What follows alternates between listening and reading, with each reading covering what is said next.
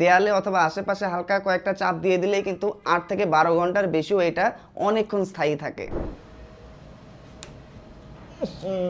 খালা, বাথরুম পরিষ্কার করেন নাই? করি তো বাবা, আজকে সকালেও তো করছি বাজান। তাহলে এত গন্ধ কেন?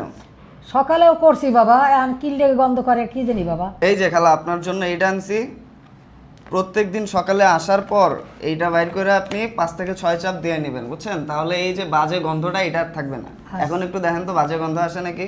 না গো বাবা, খুবই ভালো গ্রান আসে। এই সেই ম্যাজিক্যাল জিনিসটা। সব সময় কিন্তু বাথরুমটা পরিষ্কার রাখা কিংবা পরিষ্কার করা সম্ভব হয় না। দেখা যায় যে পরিষ্কার করার পরেও একটা ভ্যাপসা অথবা স্যাঁতস্যাঁতে গন্ধ থেকে যায়। বাথরুম ইউজ করে কেউ বের হলে কিন্তু আগামী 10 থেকে 15 মিনিট বাথরুমটা আর ইউজ করা যায় না, একটা দুর্গন্ধ থাকে। তো এইটা যদি সকালে এবং রাতে কয়েক চাপ করে বাথরুমে দেওয়া যায়, সেই ক্ষেত্রে কিন্তু বাথরুমের সবসময় একটা সতেজতা, একটা সেন্ট, একটা সুন্দর ফ্রেগনেন্স কিন্তু সবসময় থাকে। বাথরুমটা যখন তখন কিন্তু ইউজ করা যায়।